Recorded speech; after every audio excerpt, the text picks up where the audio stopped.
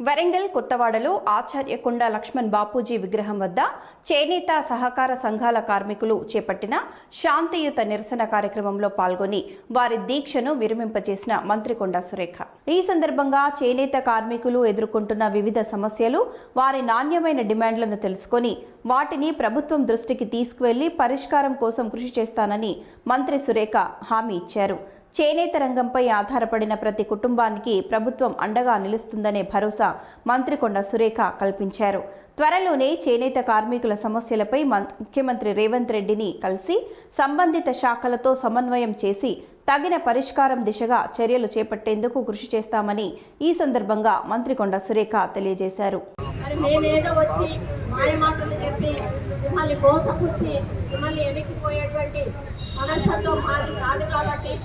ఇక్కడ మీ యొక్క ఆవేదన, మీ యొక్క ఇబ్బంది, మీ యొక్క కుటుంబ పరిస్థితులు అన్నీ కూడా తెలిసి ఉన్న మీ ఆడబిడ్డగా మరి మీ సమస్య పరిష్కారం అంటూ ఒకటి ఉండాలి.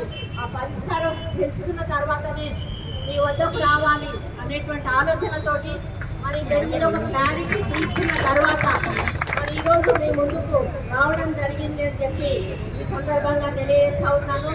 ఎప్పుడు కష్టం వచ్చినా కూడా నేను అధికారులతో పాటు మీ దగ్గరకు వచ్చి మీ సొసైటీలో కూర్చొని మీ సమస్యలు విని పరిష్కరించినటువంటి రోజులు చాలా ఉన్న విషయాన్ని కూడా ఈ సందర్భంగా తెలియజేస్తా ఉన్నాను. ఈ సొసైటీ లోపల వచ్చి మీరు చేస్తున్న పని కానీ మీరు మరి పడుతున్న బాధలు కానీ చూసిన వ్యక్తిగా మీ ఆడబిడ్డగా ఈరోజు నేను ముందుకు రావడం జరిగింది. మరి ఈరోజు సెంట్రల్లో ఉన్నటువంటి మరి బీజేపీకి సంబంధించినటువంటి కొంతమంది ప్రతినిధులు వచ్చి కూడా ఇష్టం ఉన్నట్టుగా వాళ్ళు మాట్లాడేసేళ్ళారు.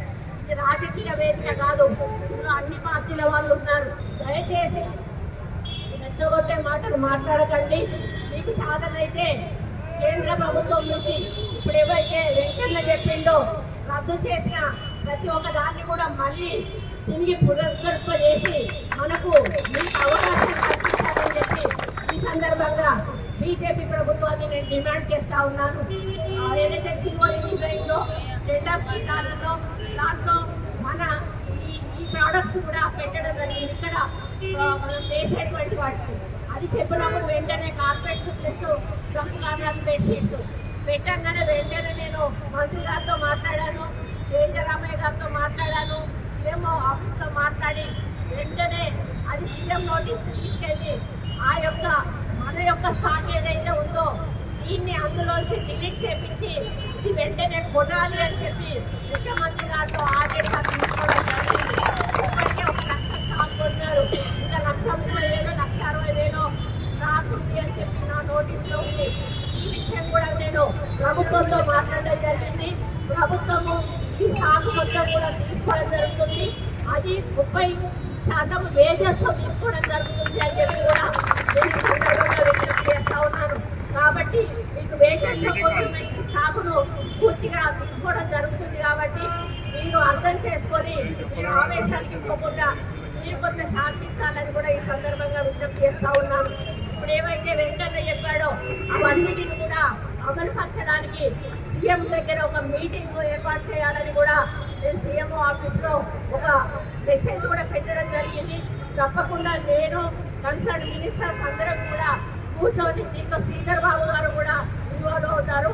వాళ్ళందరం కూడా కూర్చొని సీఎం దగ్గర వీటి మీద డిస్కస్ చేసి మరి ప్రభుత్వం నుంచి ఒక మంచి పాజిటివ్ రెస్పాన్స్ వస్తుందని చెప్పి